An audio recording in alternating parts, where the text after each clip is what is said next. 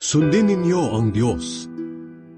Kaya lagi kayong maging handa na gawin ang kalooban ng Diyos.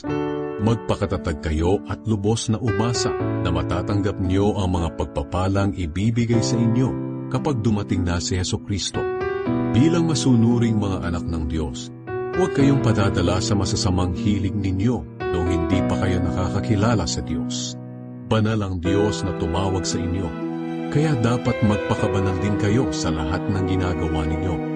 Sapagkat sinasabi ng Diyos sa kasulatan, magpakabanal kayo dahil banal ako. Walang pinapaboran ang Diyos.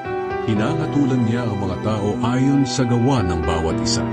Kaya kung tinatawag niyo siyang Ama kapag nananalangin kayo sa Kanya, igalang niyo siya habang naninirahan pa kayo sa mundong ito. Alam naman ninyo kung ano ang ipinangtubos sa inyo mula sa walang kabuluhang pamumuhay na minanan niyo sa mga ninuno ninyo. Ang ipinangtubos sa inyo'y hindi ang mga bagay na nawawala katulad ng ginto o pilak, kundi ang mahalagang dugo ni Kristo. Katulad siya ng isang tupa na walang dungis o kapintasan na inihandog sa Diyos.